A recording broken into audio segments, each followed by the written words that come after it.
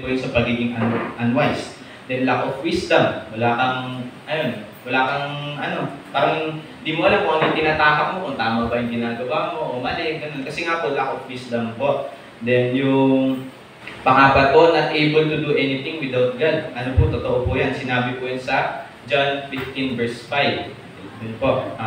Tapos ang panglima po is easily tempted. So, yun nga po yung limang bagay po yung prinifer ko po kung ano ba talaga yung pinaka-nature ng man. So, kaya po tayo pinupush ng Bible na kung ano yung everything na ginagawa natin sa pag-gising po sa umaga is mag-pray lang po. Yung simulan po natin yung araw natin sa pag-pray. Kasi po, sinabi po rin sa Bible na sa pag-pray po natin, nagiging po tayo ng wisdom po doon. So, yun po, pagka po palagi tayo nag-pray, tapos ramdam po natin. Kasi po, pagka po, di ba sa isang relationship po, gano'n.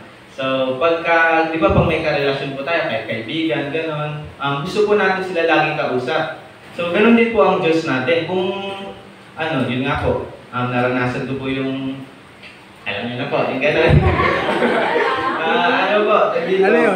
Ano talaga kung sa, sorry po sa ganyan, pero wala na po yan yan.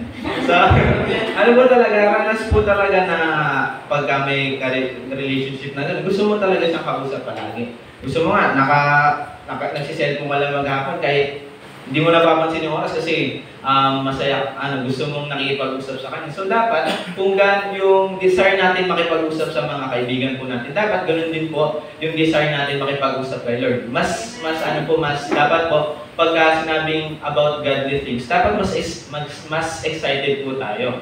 Kasi yun naman po talaga yung trabaho po ng isang Christian. Dapat po kung kung excited ka kausap yung mga kaibigan mo, dapat mas excited ka kasama kausap si Lord. Kasi kung halimbawa, isipin mo, hindi mo kakausapin yung mga kaibigan mo, magkakaroon ba ng strong bond or magkakaroon ba ng di magiging maayos yung relationship nyo kasi wala kayong communication gano'n. So, di ba po, pagka yung mga may girlfriend, ganun po. Pagka pag hindi po tayo kinausap nung natin, karelasyon natin, di ba nagtatampo, ganun.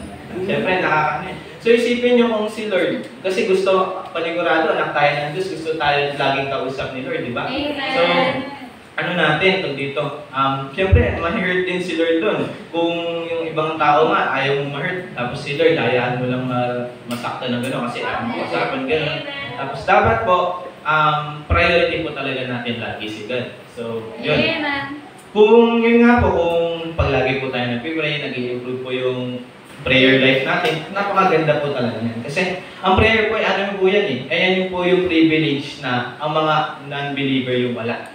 Yan. Po kasi, napaka-thankful po natin. Dapat po maging thankful tayo. Kasi, di ba yung ating Panginoon is napaka-holy po niya, parang wala po tayong karapatan, para kung kahit anong gawin mo mabuti, hindi mo talaga ma-reach yung glory ng Panginoon. Pero, kahit ganun po yung level po ng man sa Diyos, binigyan niya po rin po tayo ng access para po para po makausap natin. Sa ganun po kabait ang Diyos natin. So, pagka po nag-i-improve yung prayer life po natin, that's good. Kung may desire po tayo sa sarili natin na gusto ko mag-improve yung prayer life po, amen, ganun. Kasi po ako, personally, kahit po minsan po nag-fail po talaga na mag-pray, ganun, yun po. Mamaya po pag-usapan po natin yung mga bagay po na nagpipigil po tayo sa pag-pray. So, pag nag-improve po yung prayer life natin, yung pagiging unwise natin, magiging wise tayo. Kasi, pagka, yun nga, nagkakaroon tayo ng wisdom through prayer and the Word of God, yung pagiging unwise natin, magiging wise. Din yung pagiging indecisive natin, ang bawat decision po na gagawin natin is nakabase sa Word of God. Kasi po, mas nag-i-improve po, mas nagiging intimate po yung relationship natin sa Panginoon. So, every decision na gagawin mo, ang iniisip mo, will ba ito ni Lord? Gusto ba ito ni Lord? Mag-glorify ba ito sa Kanya? Ganun.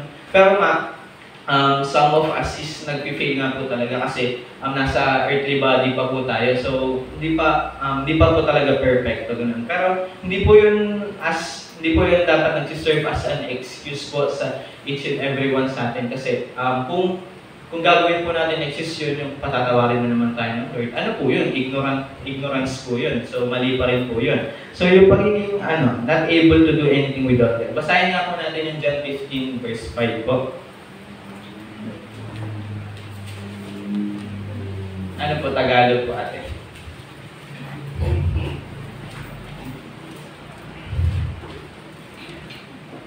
John 15 verse 5, ako ang puno ng ubas, kayo ang mga sanga. Ang nananatili sa akin at ako'y sa kanya ay siyang nagbubunga ng marami.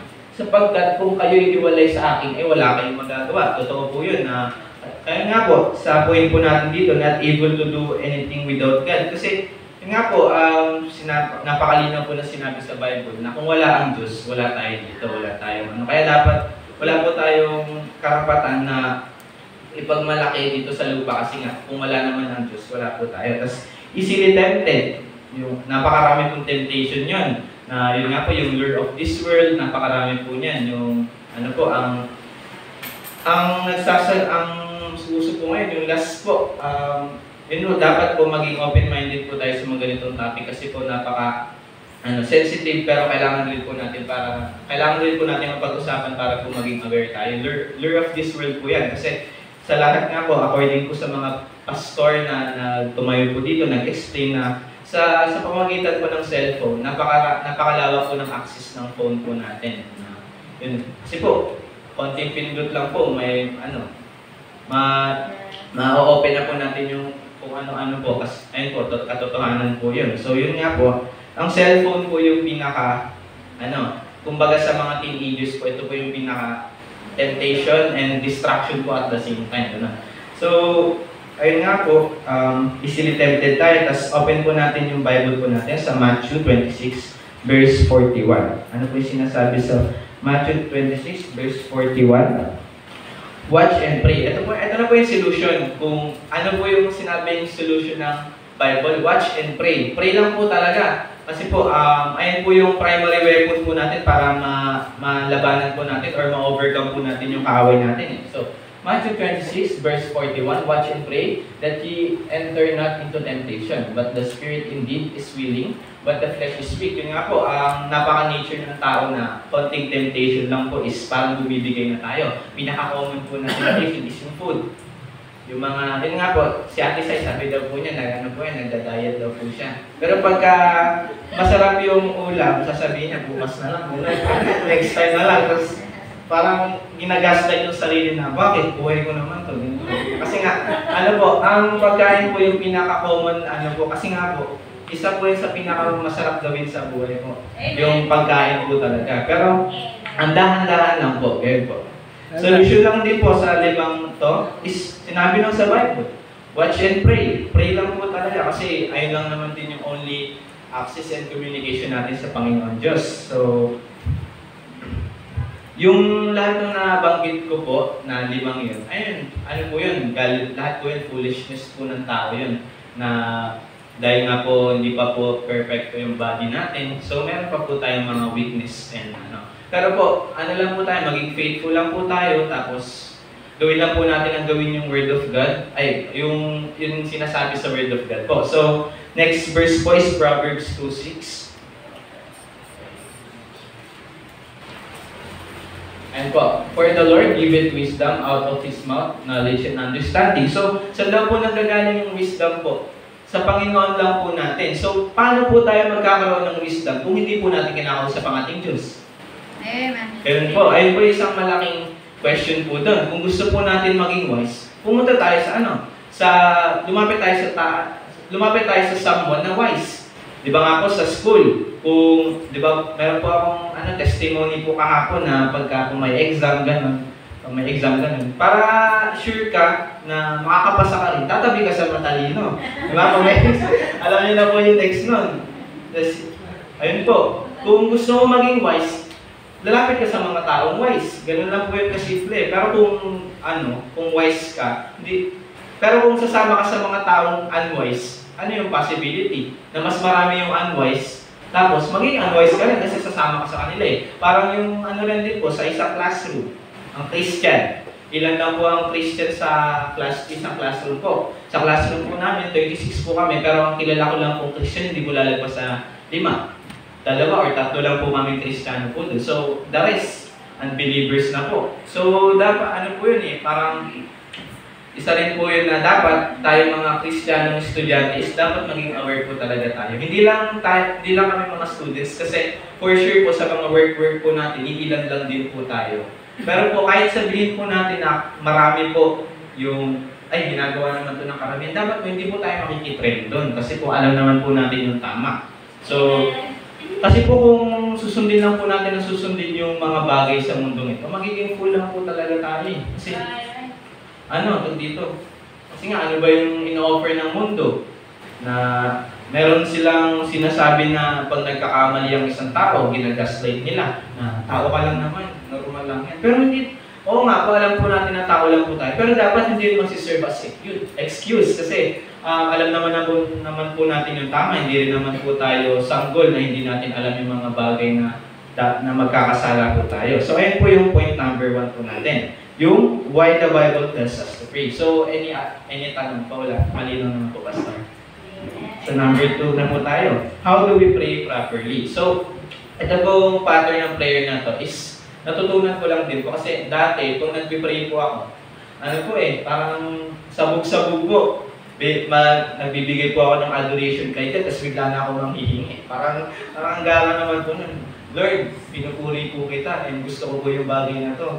Parang gara naman po yun. So, meron po ako natutunan na pattern po in prayer, yung ACTS po na acronym. ACTS po yung ibig sabihin ng A, adoration po. Tapos C, confession. T, thanksgiving. Tapos yung S, supplication po. Ayun. Kung may mali naman po sa willing naman po magpa-correct. Ganun. So, meron din po akong panibagong natutunan po. Kahapon lang din po. Yung takos po. Yung takos po na pattern, yung thanksgiving, adoration, confession. Dito po nadagdagan. May others na po. Kasi sa Acts po, di ba, wala pong others. Tapos, tsaka po yung self natin. So, sa thanksgiving po, ang una natin gagawin, yun nga po, from the word itself, thanksgiving, manghingi po tayo na pasasalamat po sa ating Diyos. Tapos adoration po, i-adore po natin si Lord. Like parang, Lord, ikaw po ang pinakatakila sa lahat. King of Kings ka po, ikaw po ay omnipotent, omnipresent, ganoon po, omniscient, all-knowing, meron po. Adoration. Then yung sa letter C po, confession. Then na po natin i-confess yung mga kasalanan po natin, sinasadya man o di sinasadya. So, ayun po, dyan na po papasok yan. Tapos others, yung ibang tao, yung mga kaibigan, hindi naman siguro iba yun kasi kaibigan mo. Pero yung mga weak na kilala mo, gano'n. Tapos yung self, dapat pa ihuhuli natin talaga yung sarili po natin bago ang ibang tao. So kahit ano pong pattern yung gawin natin, kung mag-confession muna po tayo simula, kung depende po yun sa way nyo, pero ang meron lang tayo isang bagay na isang pattern, pinakamahalaga na sa ating pag-pray is dapat wag na wag po natin kakalimutan ang confession po ng ating mga kasalanan. Kasi alam niyo po ba, ang confession, ang kasalanan po is naghihinder po yan para malilig tayo ng ating Panginoon Diyos. Nag-provide po ako ng verse para po dyan. So, open po natin sa Psalm 66 verse 18. Na dahil po sa ating mga kasalanan, hindi tayo makarinig ng Diyos. And if I regard iniquity in my heart, the Lord will not hear me. So, kung sobrang haba ng pananalangin mo sa Panginoon, tapos hindi ka nanghingi ng tawad, sa tingin mo po ba magkakaroon po ba ng work yung pag-pray natin? So, kahit ano pong pattern ng pag-pray natin, kahit anong word pa po ma-form yan, basta ang wag lang po natin makakalimutan is yung pag-confess po ng kasalanan natin.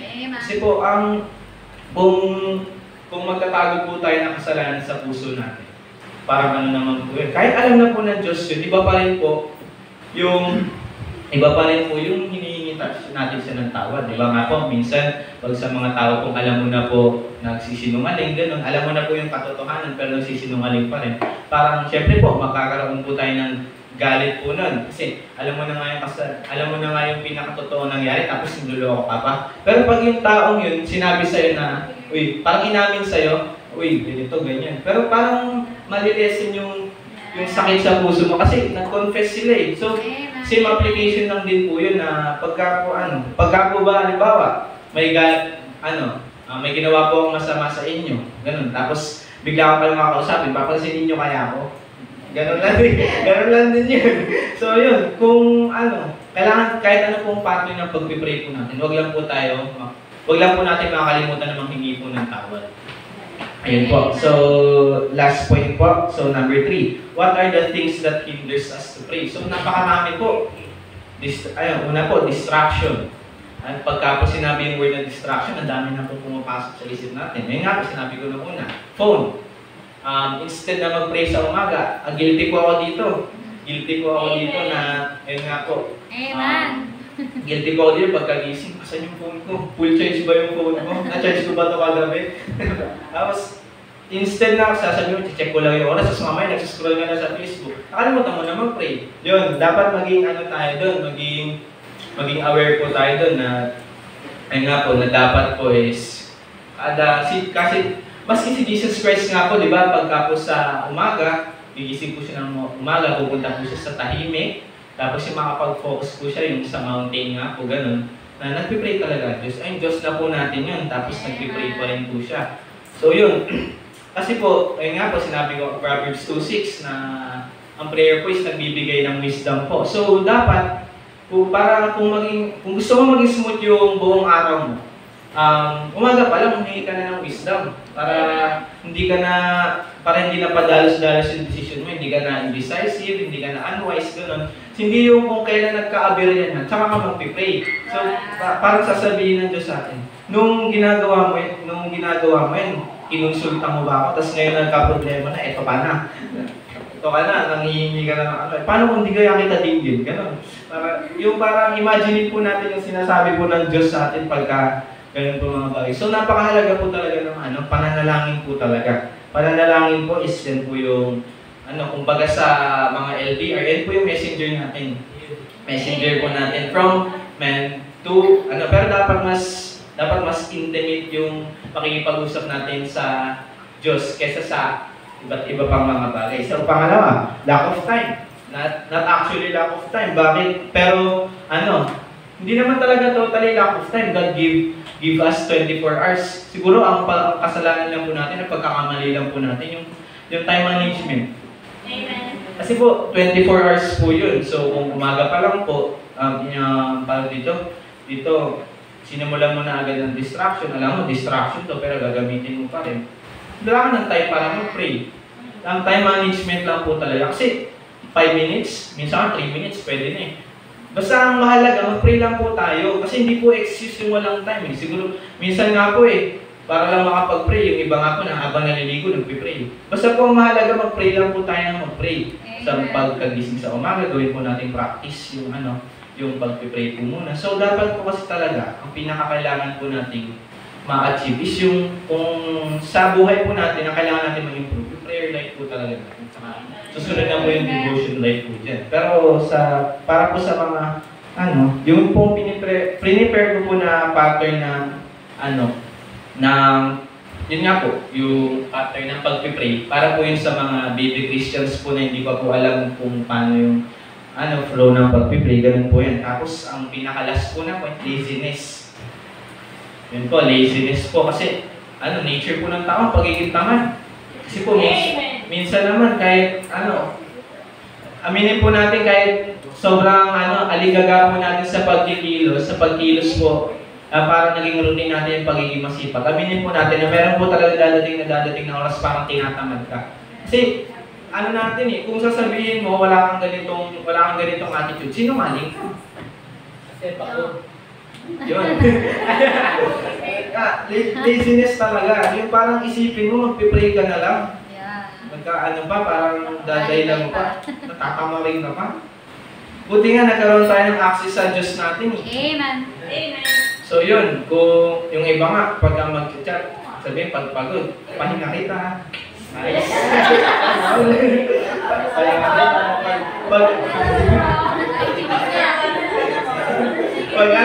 Pag galing ka sa school, pagod na pagod ka. Hello. Pwede ba magpahinga ako sa'yo? So yun, dito. Parang rin yun eh. Basta ganun, dapat yung mga ganung distraction po is parang iwasan po natin.